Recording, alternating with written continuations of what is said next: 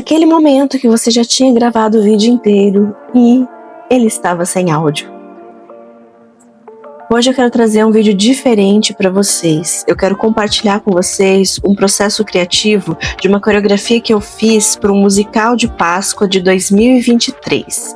Essa é uma ideia e uma forma de fazer coreografias que é totalmente replicável, que você pode aplicar aí na sua igreja, aí no seu contexto. Olá, meu nome é Mariela Araújo, eu sou bailarina, coreógrafa, professora e pesquisadora em dança e ministro dança na igreja há mais de 20 anos. Hoje eu vou compartilhar com vocês o meu passo a passo, aquilo que eu sempre faço quando eu estou criando uma coreografia.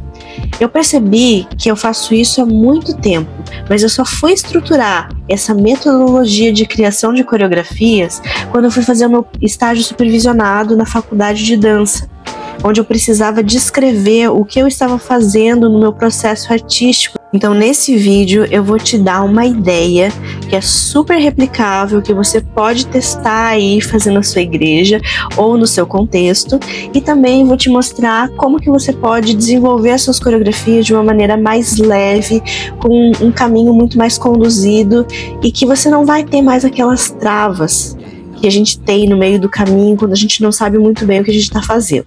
Vamos lá? Essa coreografia, ela foi diferente de todas as que eu tinha feito até então, porque nessa coreografia eu mais dirigi do que coreografei, na verdade, porque a minha filha estava muito pequenininha, estava ainda engatinhando e eu não conseguia parar para criar, porque daí ela ficava ali grudada em mim, no meu pé, aquela confusão. Eu criei algumas pequenas sequências que foram naqueles momentos mais inusitados, sabe aquela hora que você tá ali lavando louça, na hora que você tá tomando banho, secando cabelo, que você se acalma, que a sua mente se aquieta e você começa a ter um monte de ideias. Então, foi assim que eu fui criando as pequenas sequências que eu criei. Mas esse foi um processo em conjunto com os bailarinos. Eles criaram a maior parte da coreografia. Eu só dirigi essa criação e organizei no final, fiz as escolhas finais, onde cada parte ia se encaixar. Então vamos entender como que foi esse passo a passo, como que surgiu essa coreografia, e no final desse vídeo eu vou deixar essa coreografia para você ver qual foi esse resultado. O primeiro passo, gente, a primeira coisa que eu faço quando eu vou coreografar é fazer uma coleta de informações, uma coleta de dados. Primeiro eu me pergunto por que e para quem eu estou criando. Nessa coreografia específica era um musical de Páscoa, então o porquê era para edificação da igreja e também para evangelismo, mas a gente sabe que num contexto de Páscoa é mais para a igreja mesmo, para quem já conhece Jesus. A segunda coisa que eu fiz foi olhar para o roteiro. Sendo um musical, vai ter um texto, vai ter músicas, vai ter danças. Então eu preciso entender o que está acontecendo ali para eu poder entender o contexto em que a minha coreografia se encaixa. Esse é um erro muito comum que as pessoas cometem. Elas recebem uma música, recebem uma ideia, recebem um pedido e não olham o que vem antes ou o que vem depois. E isso, gente, é um tiro no pé, porque pode dar muito errado ou, com muita sorte, pode dar muito certo aquilo que você criou. Então eu sempre olho para o contexto que está em volta da minha coreografia. Em seguida, eu vou pegar então a música. Eu vou ouvir a música e, olhando para todas essas informações que eu já tenho, eu vou definir o meu tema e a minha ideia central, que normalmente são uma ou no máximo 2 palavras. Nesse caso específico dessa coreografia, foram 2 palavras, porque era exatamente na parte da crucificação de Jesus dentro da peça. Então, a gente precisava pensar que era um momento de dor, mas ao mesmo tempo era um momento de esperança. Então essas 2 palavras guiaram todo o meu processo criativo. Mas sendo cristã, dançando dentro da igreja, uma coisa que eu sempre faço, mesmo que seja para uma coreografia que não vai ser dançada num contexto de igreja, é ter uma referência bíblica.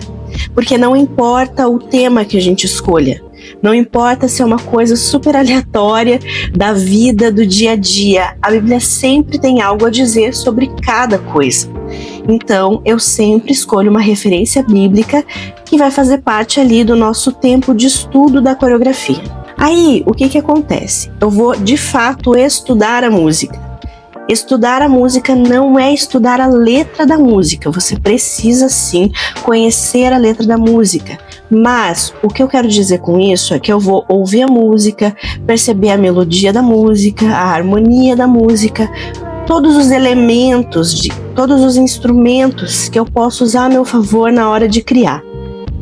E normalmente quando eu tô nesse momento de estudo da música, já vem uma coisa prática, que são as pautas, os desenhos espaciais que vão acontecer em cada momento específico da música. E eu vou lá e anoto no meu caderninho, o meu caderninho de criações coreográficas. Eu tenho 3 cadernos que eu uso para anotar sobre dança. Esse é um deles. Mas para esta coreografia específica, eu tinha uma ideia antiga, que ela veio à tona nesse momento que eu precisei criar essa coreografia. Uma vez eu estava fazendo uma aula não era dança contemporânea, era uma aula era uma oficina de criação coreográfica. E nessa oficina a professora passou um exercício que a gente precisava escrever com o movimento os nossos nomes. E quando eu fiz esse exercício, eu lembro que eu tive essa ideia instantaneamente. Poxa, eu podia criar uma coreografia escrevendo o nome de Jesus durante a coreografia inteira. E eu fui lá e peguei o meu outro caderninho, o meu caderninho de ideias, que eu anoto todas as minhas ideias nesse caderno, e deixei ela guardada lá. Tá? Então ela ficou por muitos e muitos anos guardada lá, porque eu nunca tinha uma oportunidade para fazer isso que fizesse sentido para mim, até que surgiu esta oportunidade. Essa ideia, ela tá, gente, acho que desde 2015, 2016, guardada nesse caderno, mais ou menos isso. Levou o quê?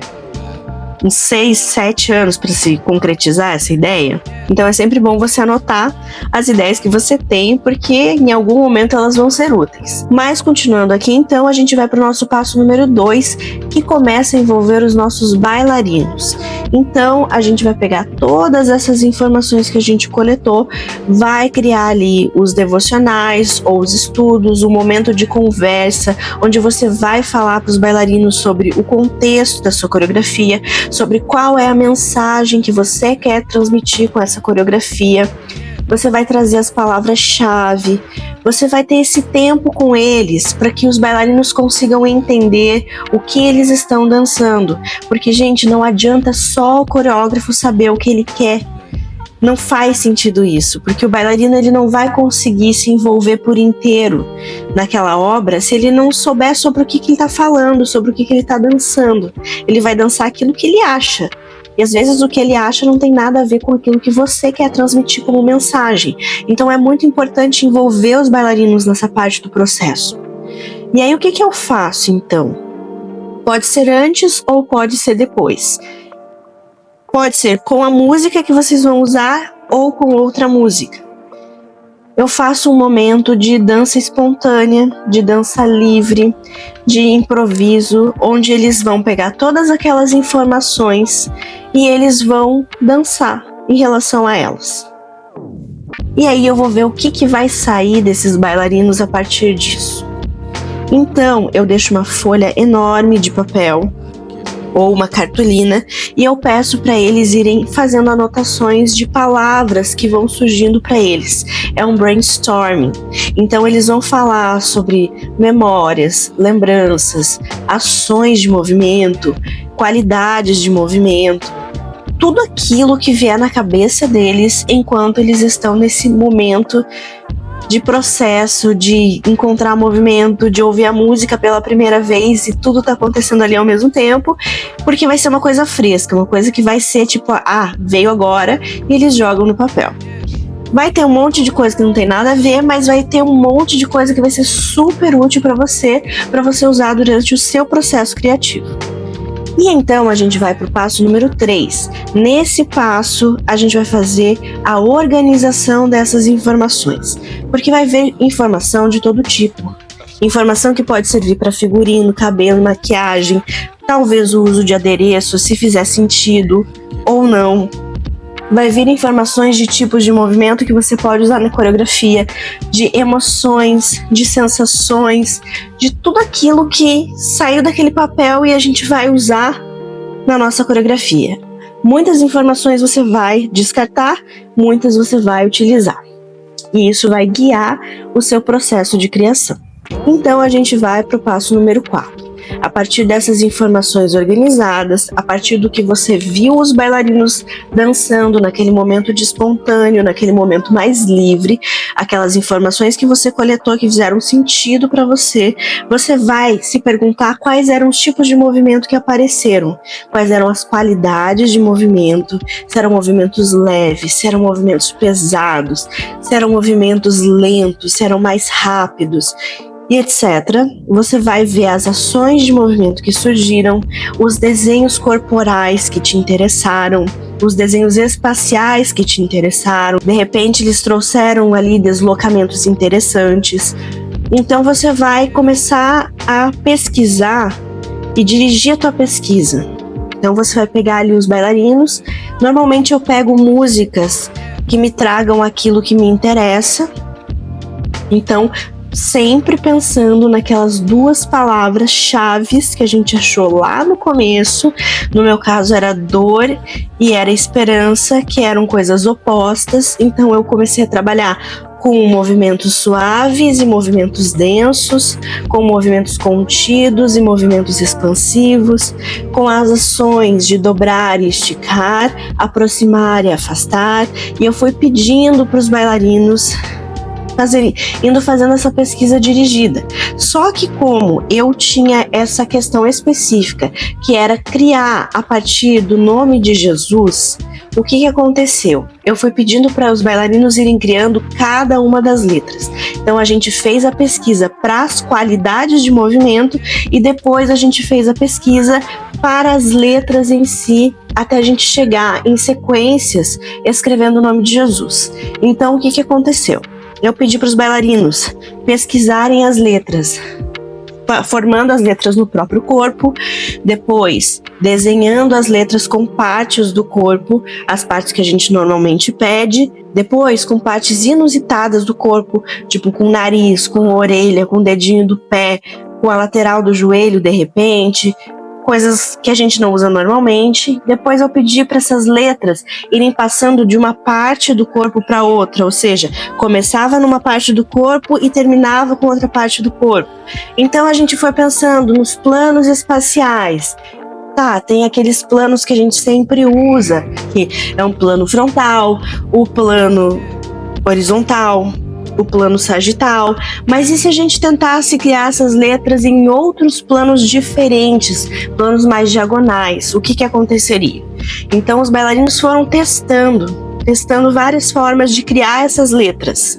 E uma coisa que eu também tinha pedido para eles é: escreva no papel Jesus com a sua própria letra, a sua letra de forma, a sua letra cursiva, tudo maiúsculo, tudo minúsculo.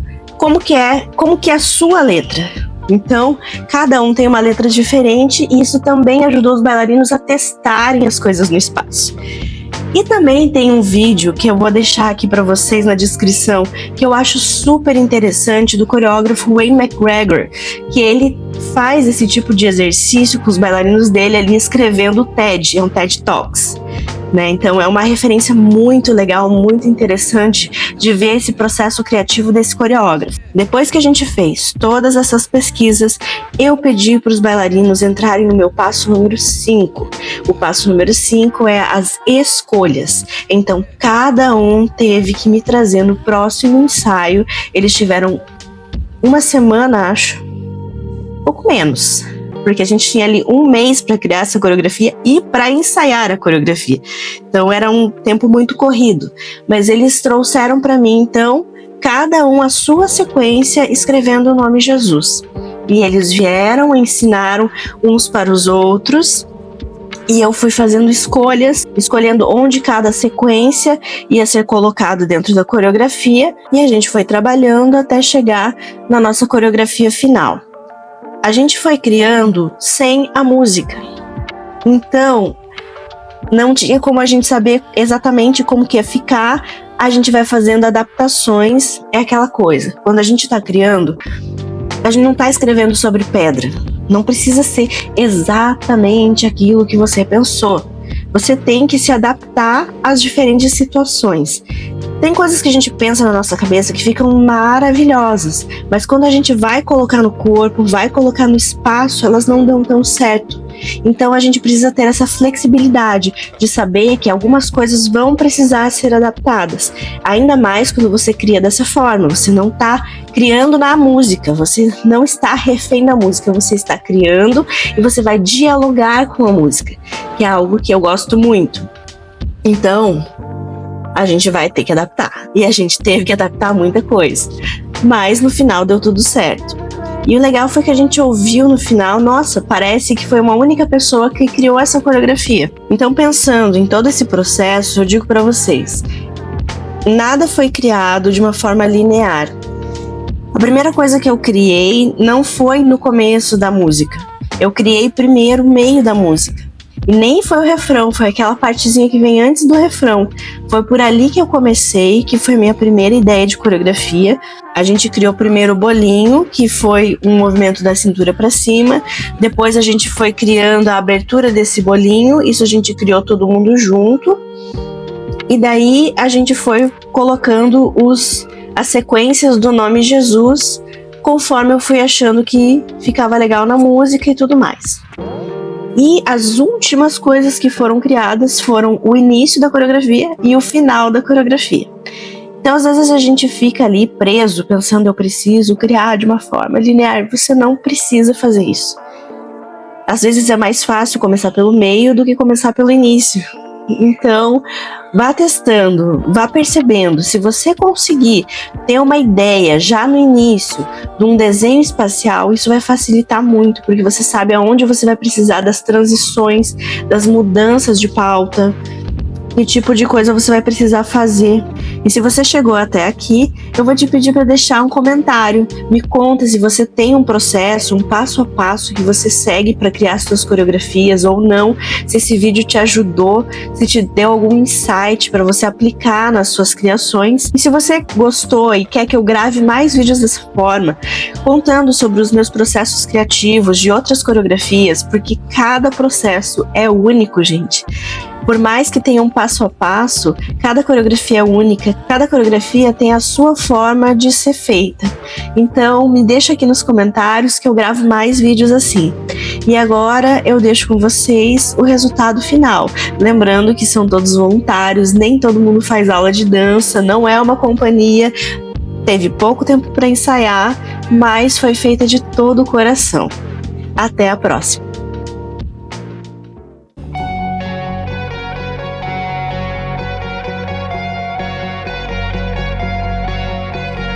És a carta de amor que foi escrita para mim.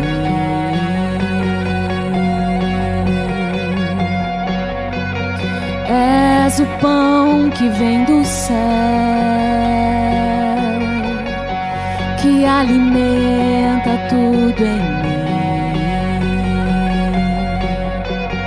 És a verdade que a mentira não desfaz.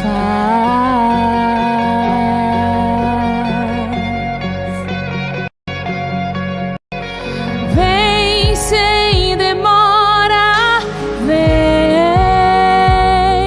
Eu quero te olhar e dizer: és meu Abba, meu amor. Vem sem demora, vem. Eu quero te olhar e dizer: és meu Abba, meu amor.